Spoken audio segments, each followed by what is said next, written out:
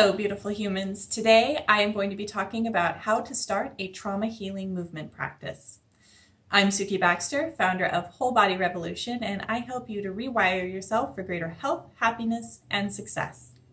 So today we're going to talk about how to heal trauma through movement, or how to start a trauma healing movement practice. Now, this is a question I get quite frequently is, what do I do at home? What do I do on my own? So you might have started to become aware that somatic practices are an integral part of healing stress and trauma in your body and in your mind. But you might be wondering, how do you get started in a trauma healing movement practice anyway? So today I've got 5 tips to share with you for starting your very own trauma healing movement practice without stress. The first one is, don't make it all or nothing. This isn't a second job. It's not meant to be stressful. It doesn't have to be hard. It doesn't have to be big. Less is actually more.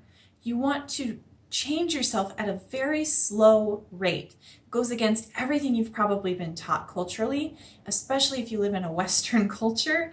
We are so about fast progress and getting there quickly and reaching the destination and, goals and achievements and all of that stuff. That doesn't work for trauma healing.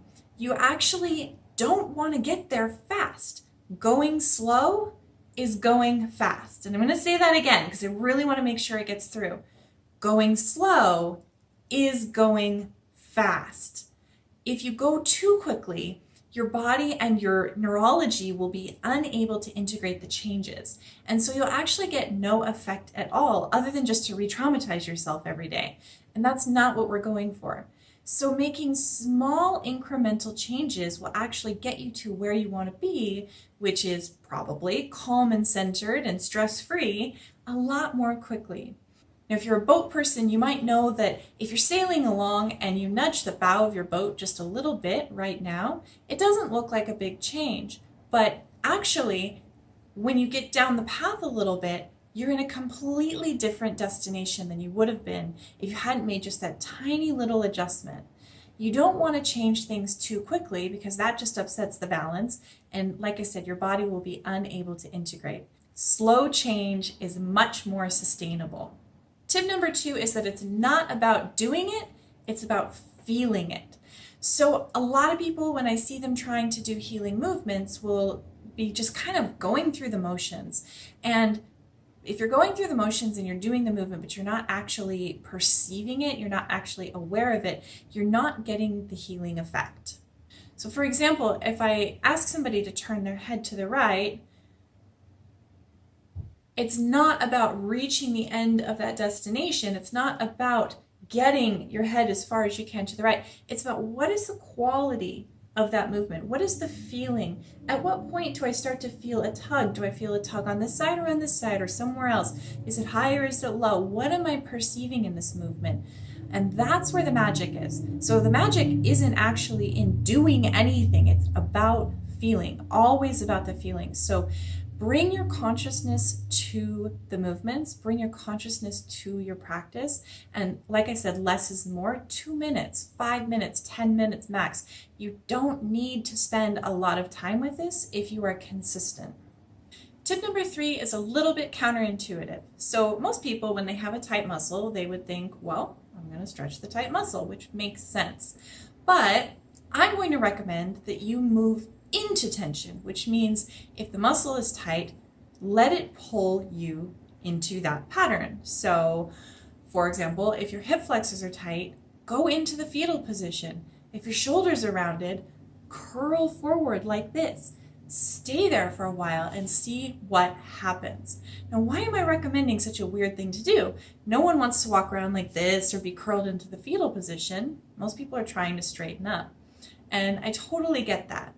But a lot of times what our tension patterns are doing is actually trying to complete an expression.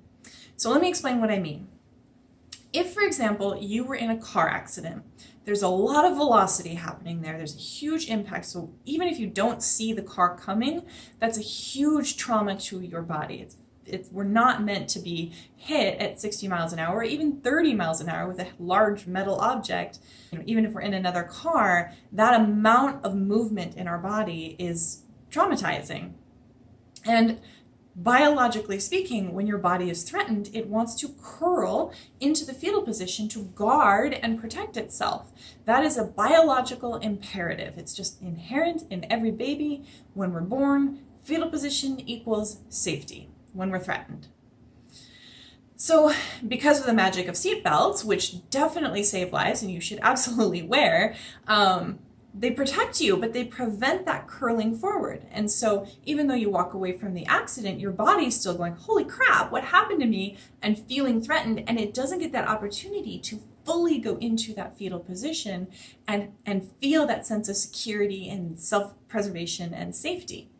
So sometimes, and this applies whether or not you've experienced a car accident, that's just one example, but stress of any kind can trigger that curling forward and protective gesture and hunching shoulders.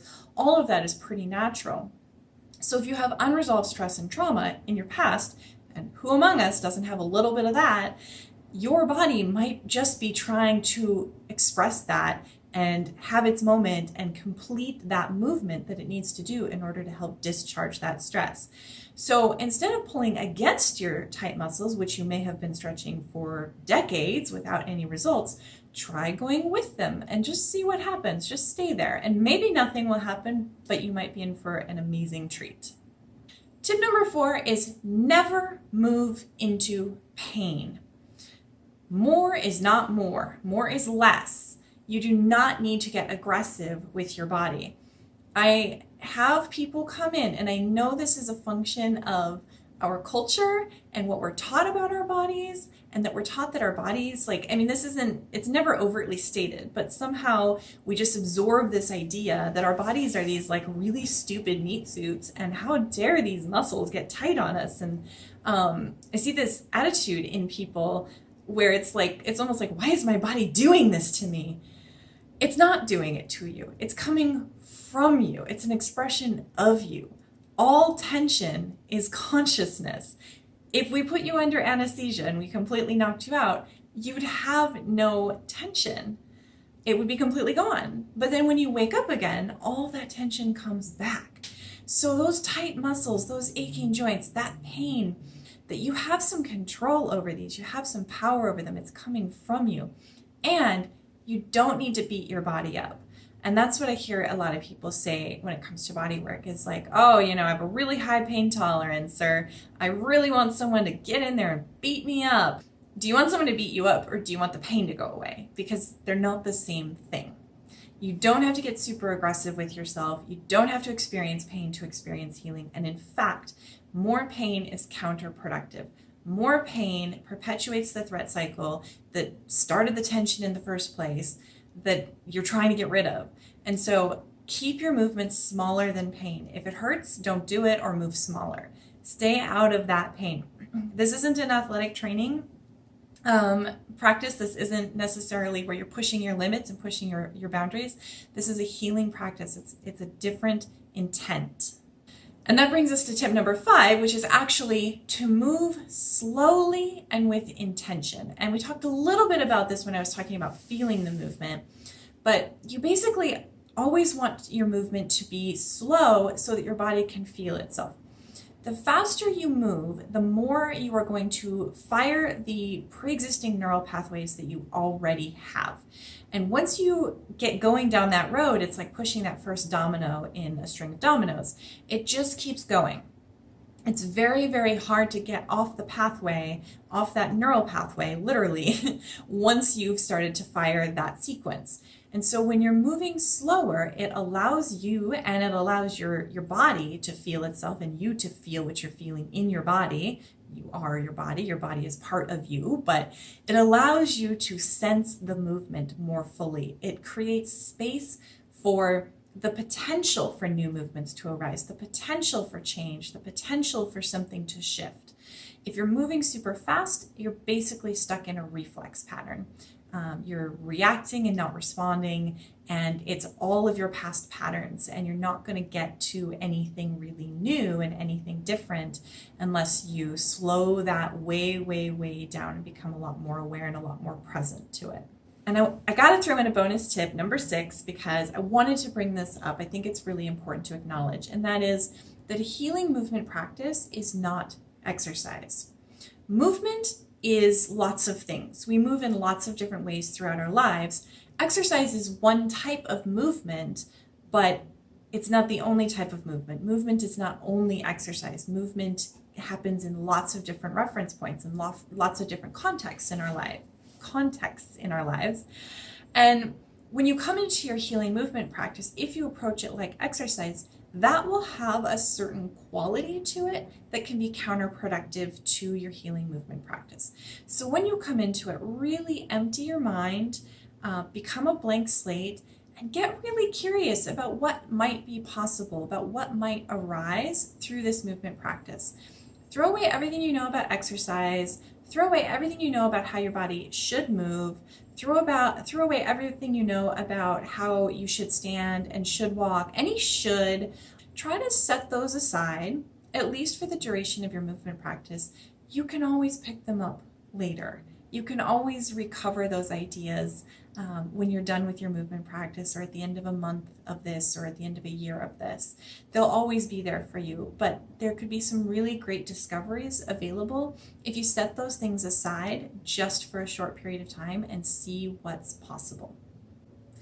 All right, if you found this video helpful, please watch the other videos that are linked on the screen. They will share with you some other tips for rewiring yourself for greater health, happiness, and success.